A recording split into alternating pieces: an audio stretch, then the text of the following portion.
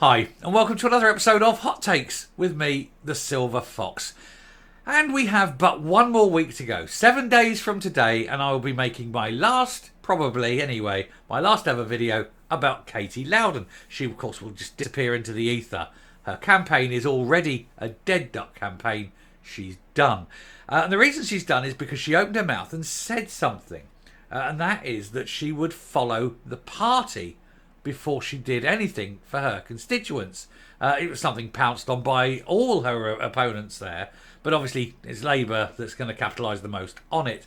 Now she's been out and she's been desperately trying to walk this comment back because she knows how awful it sounds.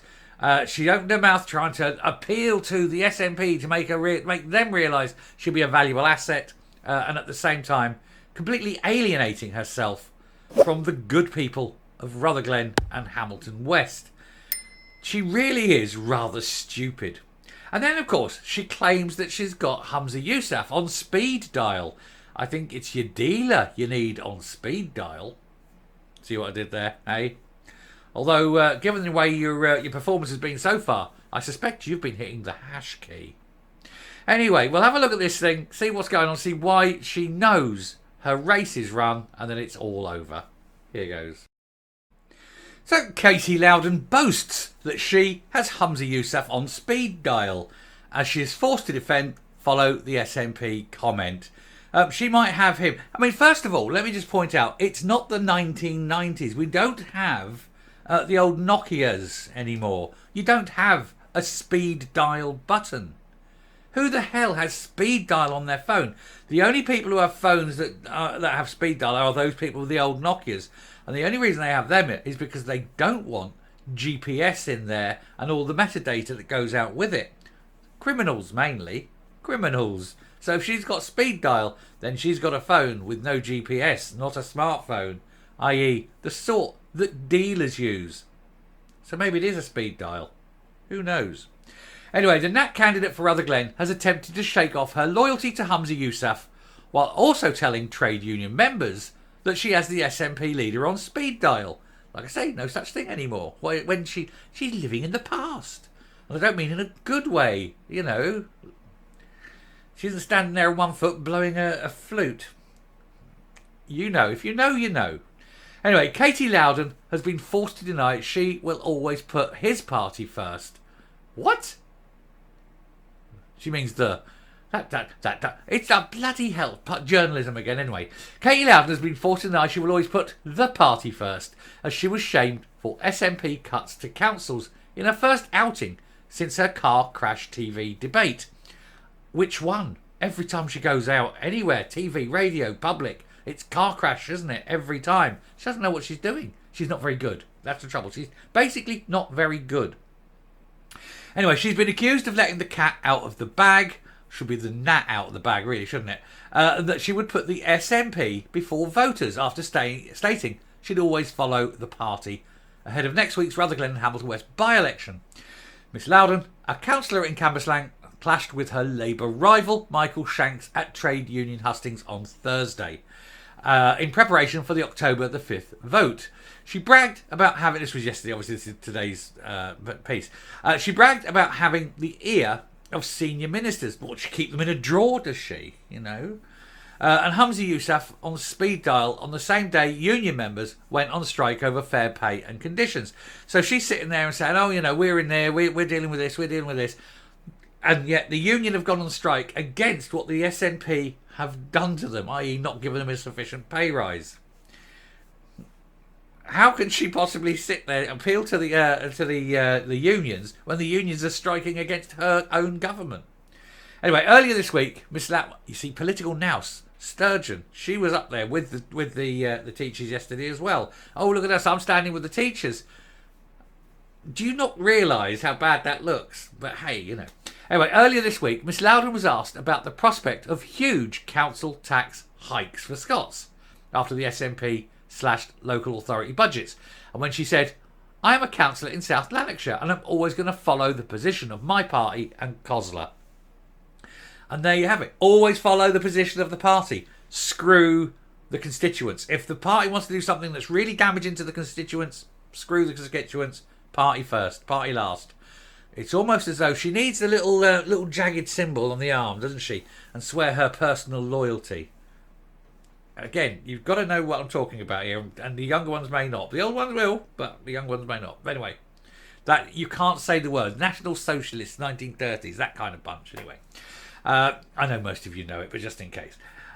God, it sounded patronising. I really don't mean to patronise. Please forgive me. I wasn't patronising. It's just some people might not have got the illusion if they're young. Anyway, her comments were pounced on by both her opponents, with the Tories' Thomas Kerr, who is councillor in Glasgow, saying it was horrifying that you would always put your party first rather than putting your constituents first. Yeah, it is. Most parties do it. Most people do it in their parties, but occasionally you'll get ones that will go, no, people first. I'm looking at you, Fergus Ewing. Addressing the allegations at Thursday's event, she said she was misquoted. No, she wasn't. They've got it on tape. They were the words she used. She can't be misquoted when they can play back the actual interview. It was made to sound like I said something like, I will always back my party. The words she used. She said, I'm not afraid to have difficult conversations with my party. What I was actually talking about is I've been in COSLA. I've been aboard at COSLA. And I do agree with my SNP colleagues, there needs to be more money for local government. But that's not the words you said. This is the walk back, you see. This is the walking back. Oh, that's not what I meant. Not what I said. I didn't say that. You're saying that I said that. Yes, we're saying you said that. Let me play you the tape. See what I mean? She's just not very good, is she? She can't even walk back her own words without falling over her damn fat feet. Anyway, Mr. Shanks also took the chance to criticise her. Well, it's so easy, isn't it? You've got to. You can't miss.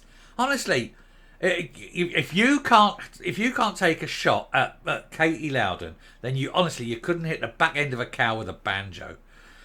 He said in his response, she said that she will fight for fair funding for local government.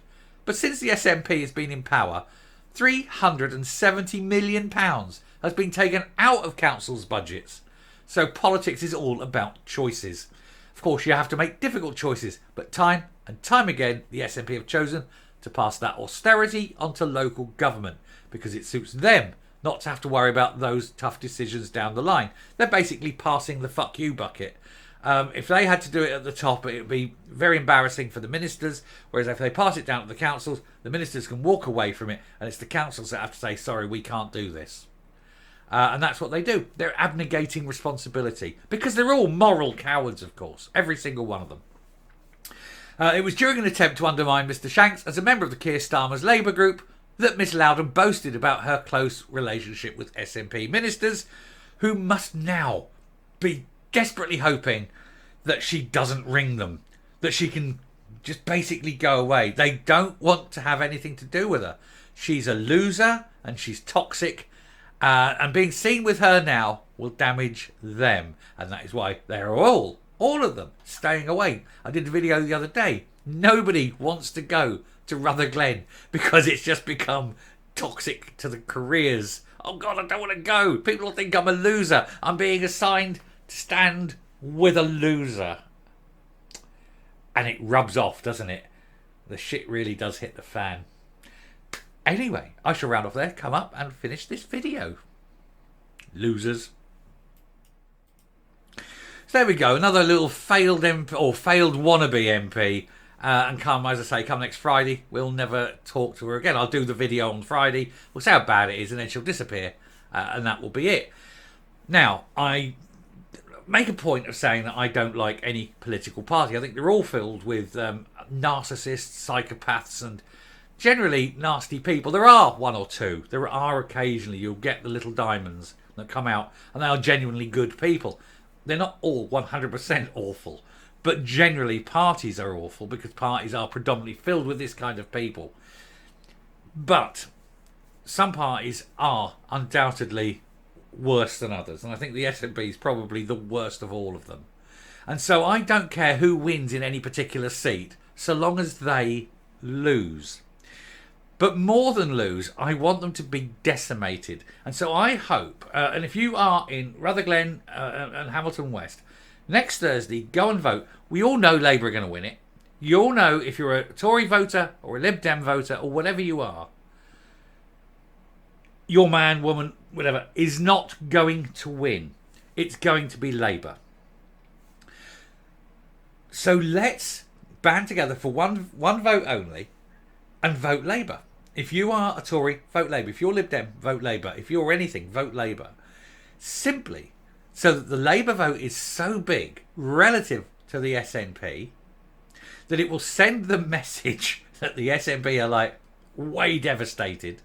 It will skew everything for them and they will be running for their hills. And a little bit of tactical voting. It's what you're gonna get a Labour MP anyway. So hold your nose, vote Labour, send the message. You're not voting for Labour, you're voting against the SNP, send the message. Anyway, thank you very much for listening. I hope this video has earned a subscription. Please do hit the like, and until next time, stay safe, stay well, and watch this space. We're on the run-in now, every day. It's going to be Rutherglen until the final. We will get there, and then we will laugh, because we, the people, will be victorious when the SNP are thrown out, and my friends and family in Scotland will be infinitely better off. Thank you very much. Bye-bye.